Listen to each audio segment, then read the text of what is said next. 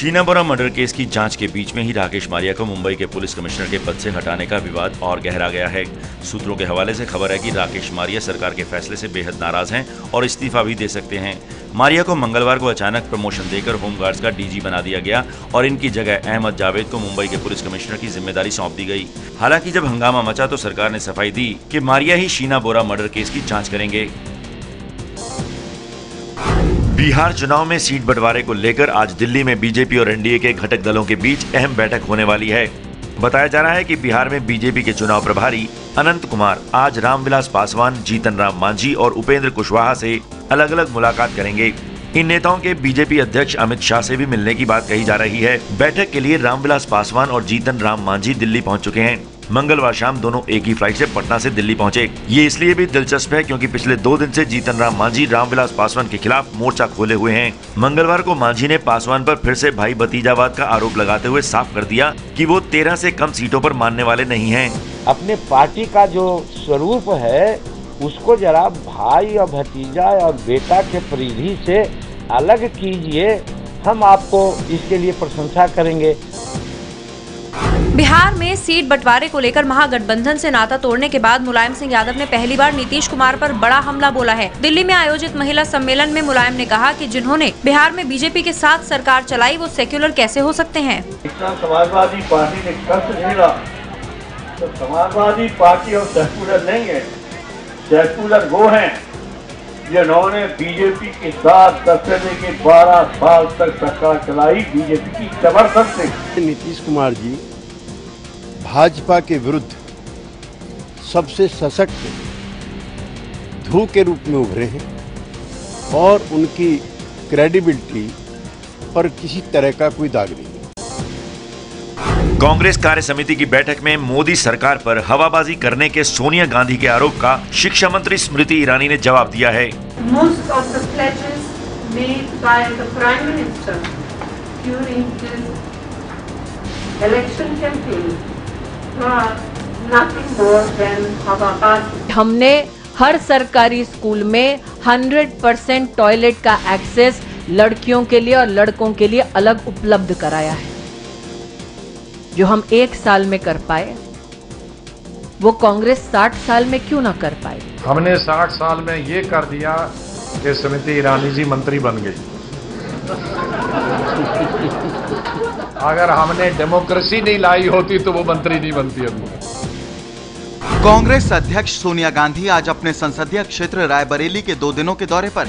इस दौरान सोनिया गांधी सबसे पहले जिला पंचायत भवन में अपने पति और पूर्व प्रधानमंत्री राजीव गांधी की मूर्ति का अनावरण करेंगी। इसके बाद वो जिला कांग्रेस सतर्कता समिति के साथ मीटिंग में हिस्सा लेंगी। फिर पार्टी कार्यकर्ताओं से मुलाकात का कार्यक्रम है। कल सोनिया गांधी आम लोगों से मुलाकात करेंगी।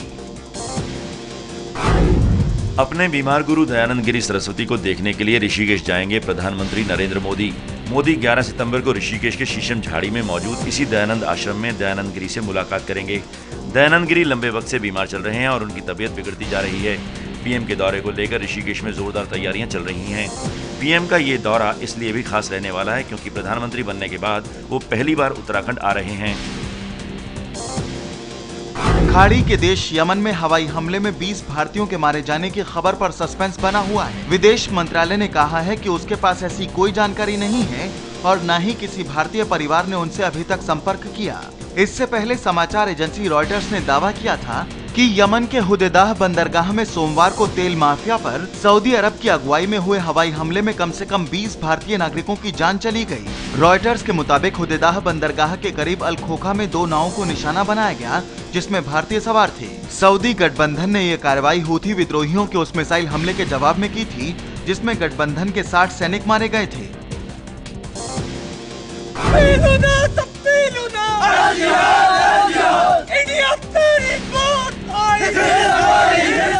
हाथों में हथियार लेकर भारत के खिलाफ जहर उगल रहे ये लोग हिजबुल मुजाहिदीन के आतंकी हैं। ये वीडियो पाकिस्तान के कब्जे वाले कश्मीर के एक ट्रेनिंग कैंप में तैयार किया गया है जिसे भारत में घुसपैठ के लॉन्च पैड की तरह इस्तेमाल किया जाता है। ऐसा कहा जा रहा है कि सुरक्षा एजेंसियों ने हाल ही में एक आतंकी के मोबाइल से ये वीडियो बरामद किया। हालांकि ये साफ नहीं किया गया कि वो आतंकी फिलहाल जिंदा है या मुर्दा।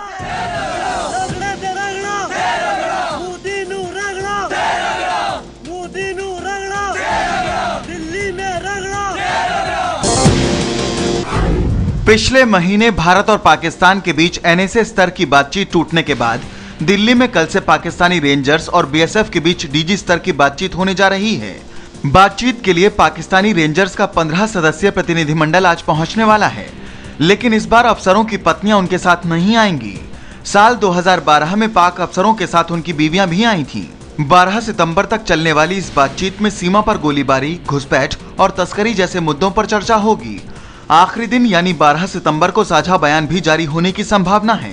हालांकि बातचीत में कुछ खास हासिल होने की उम्मीद कम ही है, क्योंकि बैठक के ठीक पहले पाकिस्तान के सुरक्षा सलाहकार सरताज अजीज ने कहा है कि कश्मीर मुद्दे के हल के बिना बातचीत का कोई मतलब नहीं है।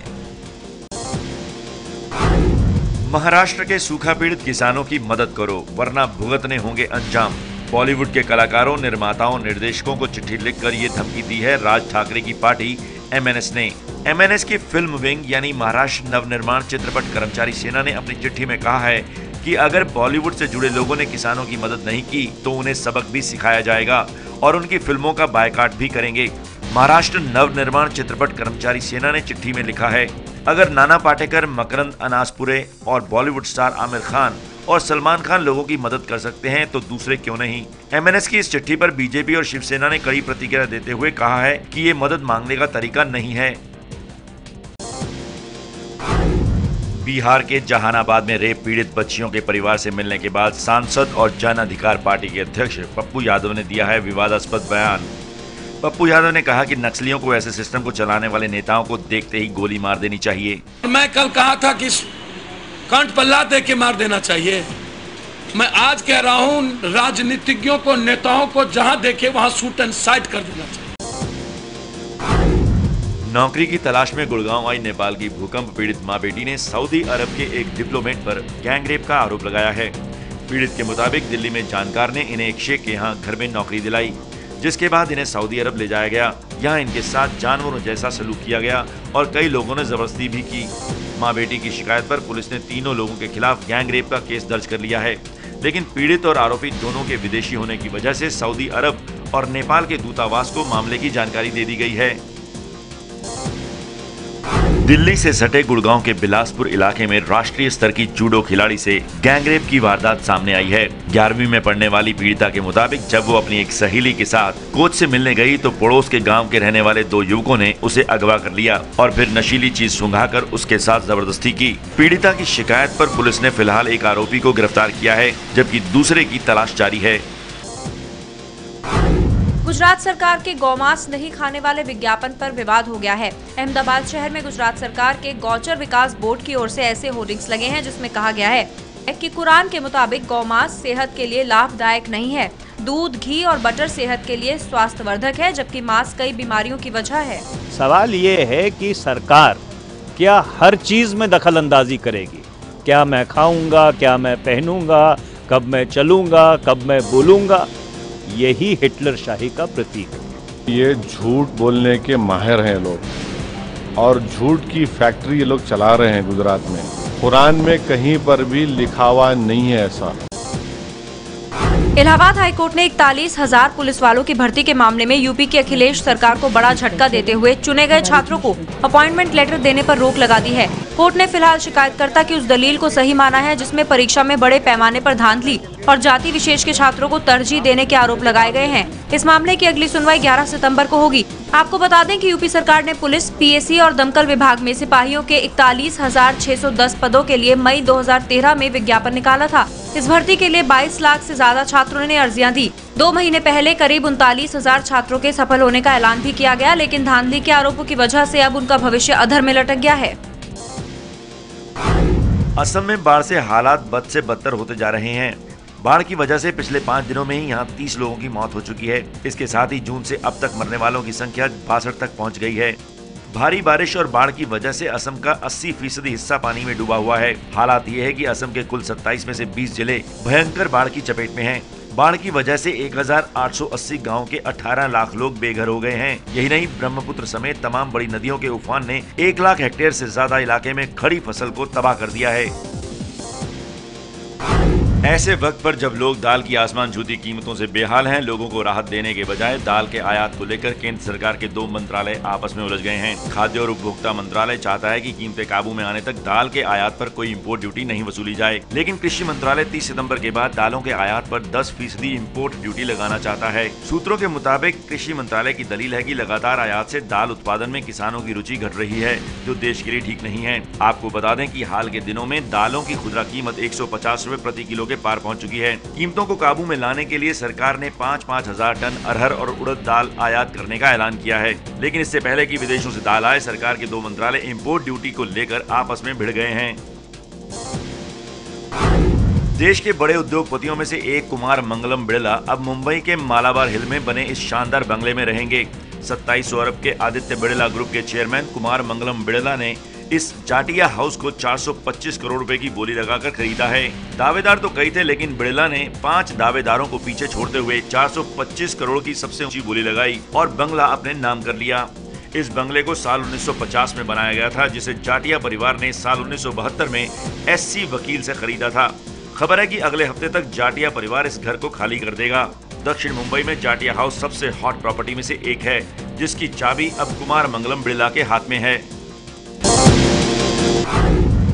धूल भरी आंधी की ये तस्वीरें मिडिल ईस्ट के देश इजराइल और फिलिस्तीन की हैं। चारों तरफ केवल धूल ही धूल नजर आ रही है। इसकी वजह से लोगों का घरों से निकलना भी मुश्किल हो गया है। जॉर्डन के लेबनान का भी यही हाल है। लोग मास्क लगाकर बाहर निकल रहे हैं। सबसे ज्यादा परेशानी अस्थमा के मरीजों को हो रही है। वहीं सीरिया में भी धूल भरी आंधी का कहर देखने को मिला है। आंधी की वजह से राजधानी दमिश्क में लोगों को सांस लेने में काफी दिक्कत हो रही है। प्रशासन ने लोगों को घरों में ही रहने की सलाह दी है।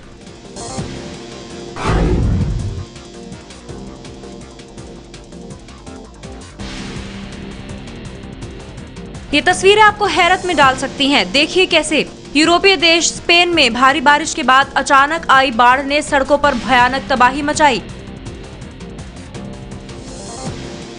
सैलाब में मिनी ट्रक से लेकर कारें तक तिनके की तरह बह गई। बाढ़ की वजह से यहाँ एक कार सवार की मौत की भी पुष्टि हुई है। सिर्फ आद्रा ही नहीं, बल्कि स्पेन के कई शहरों का यही हाल है। सड़कों पर कमर तक पानी है और लोग जान बचाने के लिए घरों में दुबके हुए हैं। बाढ़ की वजह से स्पेन के कई इलाकों में इमरजेंसी का ऐलान कर दिया गया है।